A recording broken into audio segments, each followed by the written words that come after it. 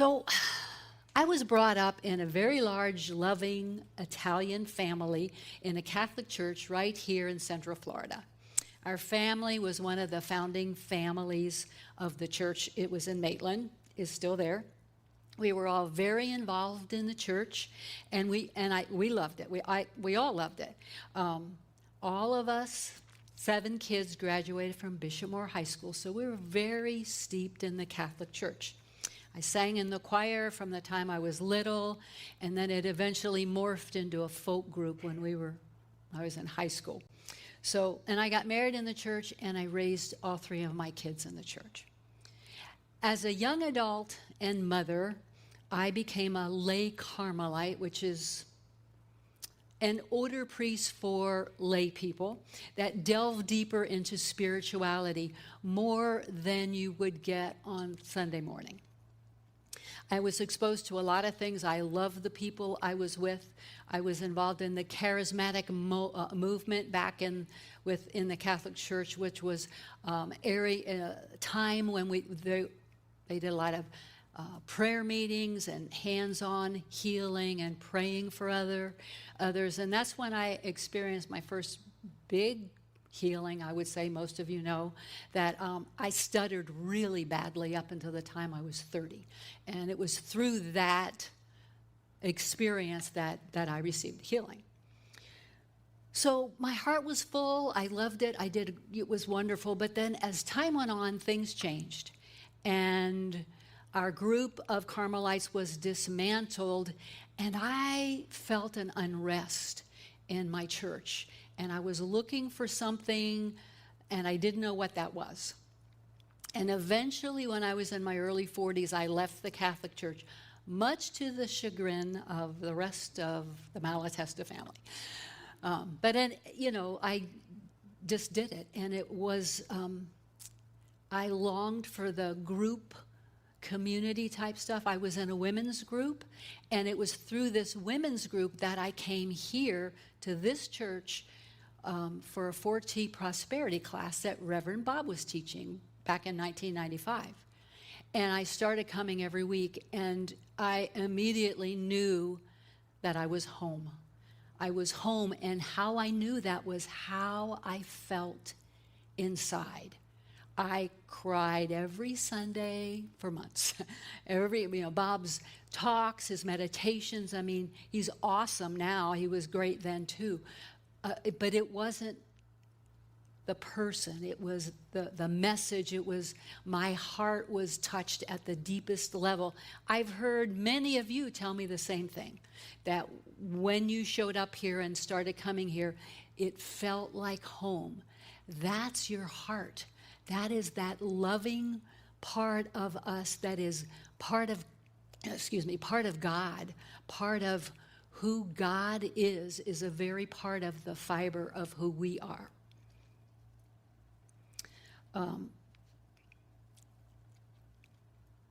But it's important for us to recognize that, to understand it, and use this magnetizing power within. So obviously, love is the spiritual gift that I'm talking about today, with my talk title being Love is an Inside Job. Now, the apostle associated with love is John, the apostle that was called the one whom Jesus loved, which I thought was kind of funny. That is how he's known, but Jesus obviously loved them all. John is the brother of James, and all of the powers have a twin power with them. Love and wisdom go together. John and James were brothers, and James is the apostle for wisdom. And it's when we use love in connection with wisdom that we are using the divine intelligence for the highest good of all. Love isn't just a one-on-one thing or just in a family thing. John was the apostle that was also always with Jesus. Once he started his outward ministry, John was with him the whole time, including at the crucifixion when none of the other apostles were there. They got scared and ran. I can understand that. So In the revealing word, Charles Fillmore describes love like this. He says it's the pure essence of being that binds together the whole human family. And in divine love, love is the power that joins and binds in divine harmony the universe and everything in it. It is the great harmonizing principle known to man. So he uses words that we're going to hear: the harmonizing, the harmony, the binding together of the whole human race, not just individual people, and it binds us together. So love is, first of all, a spiritual faculty. It's not an emotion. And however, it's the emotions that surround love that are much more noticeable, that we all seem to pay attention to, all of the emotions, but that's not really what the love is. It's kind of tough to define what love is. It's kind of like, how do you describe what a thought is? We all know what a thought is, but how do you put that into words? And so again, that's what is a little difficult about love. Love is spirit, love is perfect, and is also the ability to feel and know our oneness with others, plus the ability to desire only good shall come for all. Something we can all yearn for these days. In Colossians 3:14, Paul says, above all, clothe yourself with love, which binds everything together in perfect harmony. And in Romans 8:28, and we've heard this a number of times recently, we know that all things work together for good for those who love God, who are called according to his purpose, or for those who draw from the source of love, who are focused on love. And again, I'm going to quote Charles Fillmore. I don't think I have a quote on this one. In talking about love, he says, love insists that all is good, and by refusing to see anything but good, causes that quality finally to disappear. Now, take a minute with that, because sometimes we can say, no, wait a minute, everything isn't good. Listen to this tale from, a tale from India that was in one of my books. Because I've always had a little issue with, it's all good, because everything's not all good. But what they're saying is, look beyond it and hold that vision. So a king, this is the tale, a king had a loyal advisor who had an annoying habit of responding to each event by saying, that is good. He says this when the king loses a toe in a hunting accident. The king fires him from his job. So some months later, the king is captured by a group of tribesmen who plan to use him in a sacrificial ceremony. On discovering that his toe is gone, they declare him unfit as he's already been cut. The tribesmen let the king go.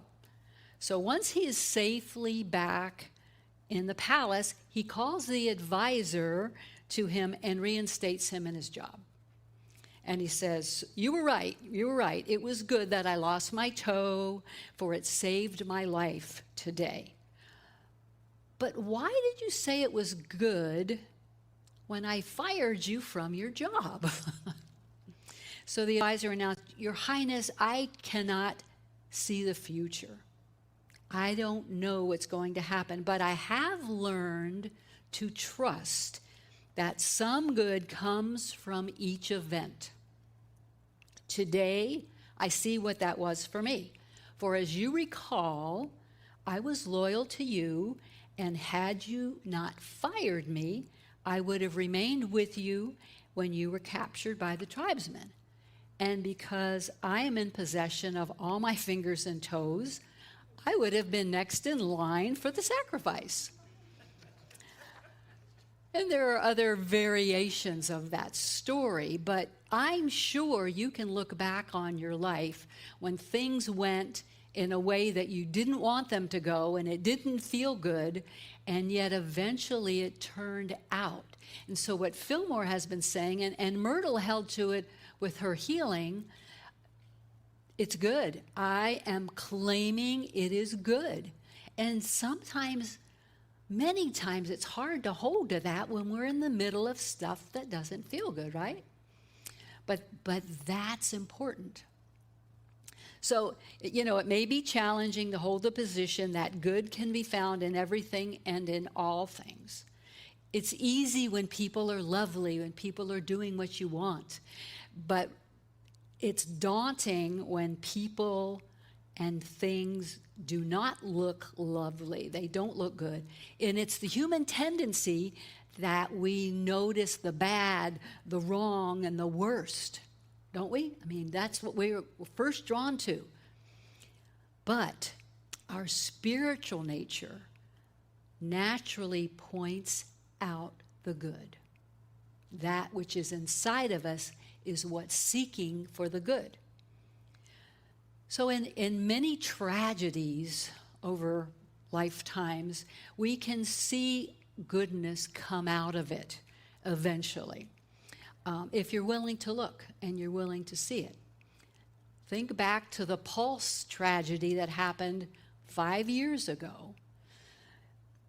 There has been such a much greater awareness and understanding of the pain and discrimination that gay people have experienced, not just from strangers, but from family and so-called friends.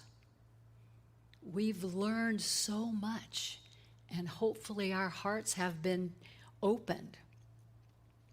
There's fires in the West, the hurricanes that come up, the storms that come up, the tornadoes, things that occur to us. We always see at some point an outpouring of people coming to help, whether it's the first line rescuers or people later in collecting food and clothes and money for people.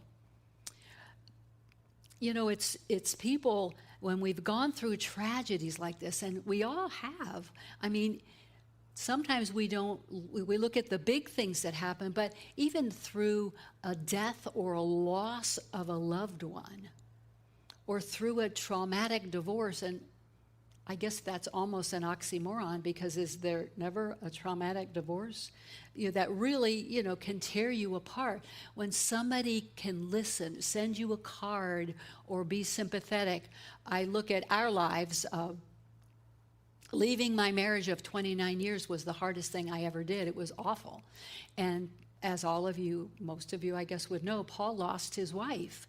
But yet, in time after both of those things, we got together in a way that I would never have dreamed to have a relationship with a man like him, and the connection that we have. So we have to go through some of these tragedies. It's in situations like these, when people have come through them in situations that could cause them to feel ruined, that when they come and be grateful for something, to always look for the good. There's always something good that can come out of it. It might take a little bit of time to show up, but that's what comes from being willing to trust that love within is going to draw us through this. And then, of course, we still have COVID to deal with for now. But I believe there's a greater percentage of humanity that are reaching out to help each other in whatever way we can, connecting, looking for the common bond, because who would have ever thought a year and a half ago that we'd be here today? I sure didn't. It's like, oh, it'll be over. And here we are, and there's an uncertainty, and yet people are wanting to get back to making connections with each other because our heart yearns for that. There is within us all this amazing faculty, power, our spiritual nature of love. It's inherently given. All of us are born with it and ready to be accessed. At the core of our being is a set point for interpreting life and people and events in the direction of good. Eric Butterworth, powerhouse unity minister that had a unity church in New York City for 30 years, in his book, Discover the Power Within, wrote, "We are not in the world to set it right. We are in the world to see it right." We're the only ones that can change us. We're the only ones that by changing us can change the outer. Not in specific ways, but it will change. It's whether you're willing, when you feel like you're in a stuck situation, when you don't know what to do, when you're frustrated and things seem to be falling apart, to take the words of Butterworth and say, is there another way to see this? God, help me see this differently, because we can't change the outer most of the time. We only have the opportunity to change within us. And many times I'll say, I can't do this by myself.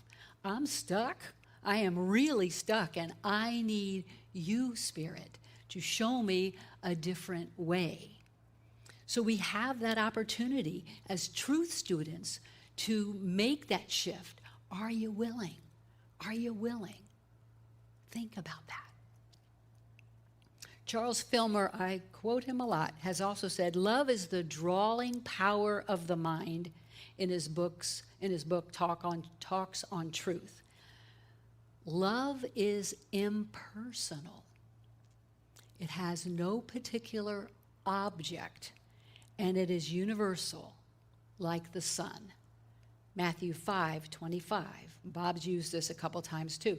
Be like children of your Father, which is in heaven, for he makes the sun to rise and shine on the evil and on the good, and sends the rain on the just and the unjust.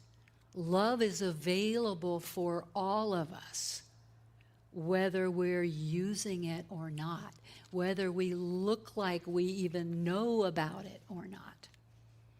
Love's magnetizing power attracts me to people and situations that reflect harmony and unity, and sometimes it attracts me to people that repel harmony and unity.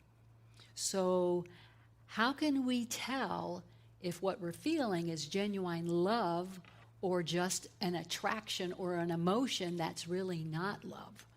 Well, ask yourself, are there any questions on my love? And I'm not just talking on a one-on-one love relationship, but people that you associate with.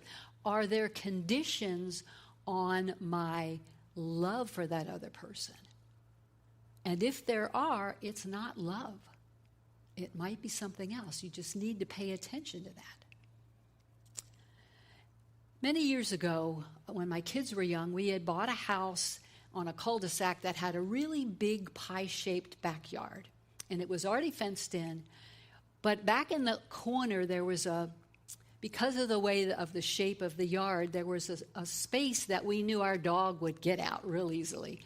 So my husband, Larry, went back there and he took some boards and he nailed up to the fence so that the dog wouldn't get out. Well, the very next morning, the woman whose fence it was behind us came to our door, and she was irate that we would nail something to her fence without getting permission. Well, we'd never owned a house with a fence before, and it didn't matter what we said. She was over the top furious, and she left. And that was very upsetting to me. So within a little while, I thought to myself, I'm not going to let her be mad at me. So I made her a cake, took it over, I apologized, and it was like, And then whenever I saw her, I'd wave to her, I'd talk to her, and before long, we were friends. I just knew that I couldn't let that be the end of our relationship. I didn't really understand what was going on inside of me, but now I know it is an example that within all of us, both me and my neighbor, was a desire to be connected to others and a recognition of good for all. We all have that within us. And if we pay attention to it, we may not totally understand it, but we can be guided. It's almost like not the blind leading the blind, the one who knows leading the blind at times. So when you find yourself in the middle of fault finding, call on divine love to help you, to deliver you from this feeling. Divine love can transform in harmony, heal diseases, transmute negative conditions into harmonious ones. I love this line. This is from Catherine Ponder. One positive thought is more powerful than 1,000 rowdy negative thoughts. So think about that. One conscious positive thought is much more powerful than the way we can go about being unconscious at times. So don't spend time feeling bad. Shift it. Just make a shift. As we spend time focusing on the good in our lives, the old way of thinking is on its way out, no matter how much noise it makes. And I think if you think about that, you can feel the noise sometimes. And no. In Psalm 51, I am letting the words of my mouth and the meditations of my heart become acceptable in God's sight. I am willing to focus on what is pure and true. I didn't use that scripture, but you know the one from Paul. All that is good, that is trustworthy, that is true and pure. Think on these things. It's real easy to get caught up in the noise and the negativity in our lives. Love your worst enemies, which are your own malignant thoughts. Think about that. Your own malignant thoughts, and then you beat yourself up from them. That's from Catherine Ponder in The Healing Secret of the Ages. She's amazing too. There is no human like God watching over our every move, hitting us with the proverbial 2x4. That's not what this life is about. When God is spirit, God is love, an ever-present vibration of unconditional love. When we fail to listen to guidance, it is our soul within that is calling for us to learn. And the lessons get harder and harder when we don't listen. I know that one. I'm hoping I'm not the only one. When we don't pay attention. And so as we deal with the challenges of our life, remember this. Love wants the good for all. Love is our ability to know our oneness with all. So instead of watching the news all the time and worrying, fretting about this and that and who's doing what, because all you got to do is turn it on, turn it off or turn it down for a while and go within. That's where love lives. That's the core of our loving being, to your love center. Spend time radiating that love that you have inside of you to those that you know, to your family, to your friends, to those that you don't know, to those that you might really not like. Because that is the only way we can make a difference. The biggest way. It's not the only way, but it's the biggest way that we can make a difference by radiating that God love, not for specifics. Let that work its way out. Just send love to others. Be looking for the good in every situation. If you want health, focus on good health and healthy things. If you want prosperity, put your attention on what you already do have. Be grateful for that. You can be aware, and you should be aware, of the things that are going on in your life that you need to deal with. But don't dwell on them and talk about them over and over and over. Many years ago, I was at a retreat when I was still Catholic. I was at a retreat, and they gave us the recipe. He probably didn't call it a recipe then, for how to become a saint in 30 days. And he said, find 3 people every day and give them a sincere compliment every single day. You will be so busy looking for for something to compliment other people that you won't have time to look at their flaws or worry about stuff. 3 people. Give it a try. You might be surprised. You will be blessed and changed in that process. So the Apostle John spent all of his years in Jesus' public life, following him everywhere he went. Just as wild animals need to be won over by the gentleness of humans, so God is trying to win over our hearts.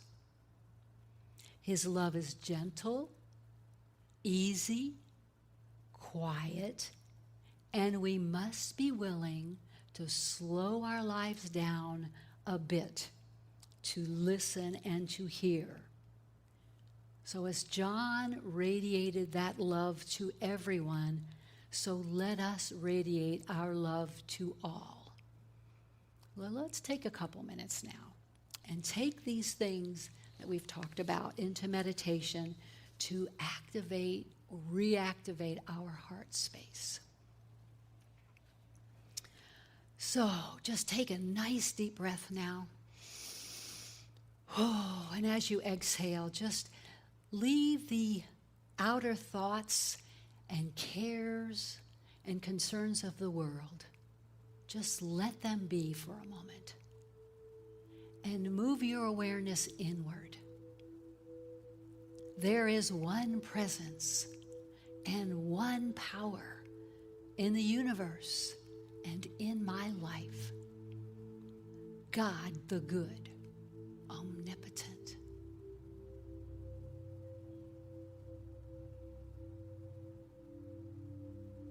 So let those words settle in your heart, settle in your soul, reminding us that we are never alone. And so now we'll just imagine that this heavenly white light is streaming into our head, this golden white light in through our crown chakra, down through our mind, over first to the front of a forehead area of our body, where our conscious mind is. So our consciousness can be aware of what is going on now. And from here, that light goes down to our heart center. That center within us. And this pink, beautiful pink light energy, the color of love,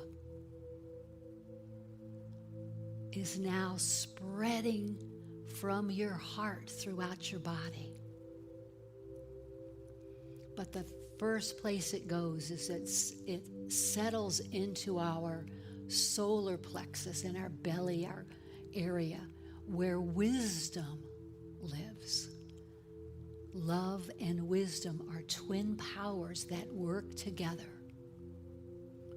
And so together, this pink light is spreading over our body. I am the perfect expression of divine love. I am the perfect expression of divine love. And divine love and wisdom are united within me. And so I'll see that pink, radiant light moving up back into your head, infusing your mind, your human mind, with love and light, dispelling any darkness, any unbeliefs, any thoughts or beliefs or understandings that may be getting in your way to seeing the truth, to allowing this love in your life. Those things are being penetrated and resolved, dissolved right now from your mind. And we express our love mostly through our eyes and through our voice. And so we allow those parts of our human structure to be filled, our whole head, our mind, our ears, everything, with this pink light, healing, regenerating, reactivating the love that's always been here.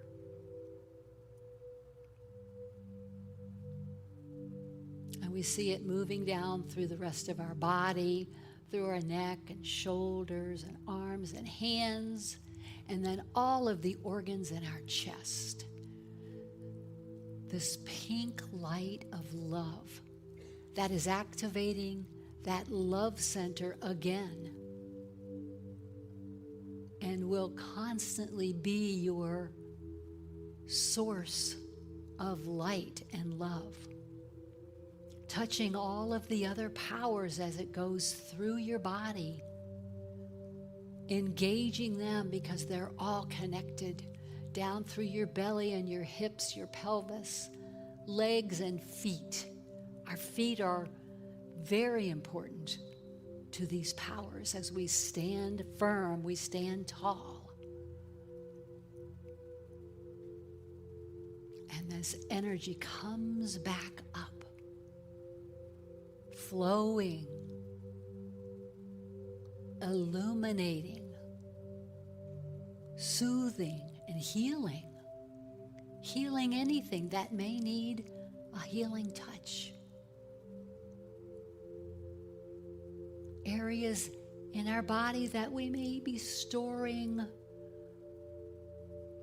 irritation, anger, hurt, woundedness that we may not even be aware of.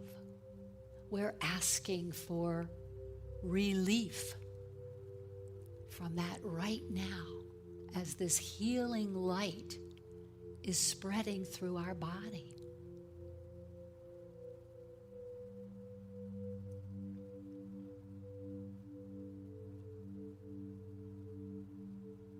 The harmonizing power of love is moving through our body because our whole body works in harmony with each other. All of the systems, the organs and bones and muscles and tissues and cells are working perfectly, or most perfectly for us, together, because love is harmonizing, magnetizing, unifying. That is why our church is called Unity. Love is about unity, the good of all. It's bigger than one-on-one. It's beyond our emotions.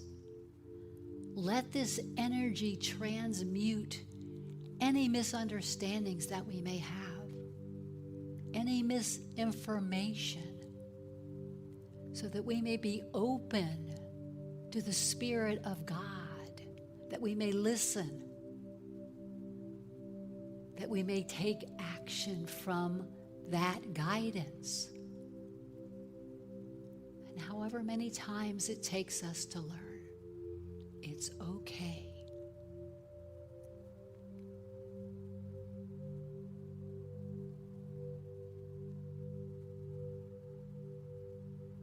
And we affirm the Father and I are one. The Father and I are one. There is no limit to the power, to the love, to the gifts, to the Spirit that is available to us as we turn within. So with grateful hearts, we move our attention slowly back into this room, into this time, into this space. And we feel the rejuvenation from within. And we say, thank you. Thank you, God. Thank you. Amen.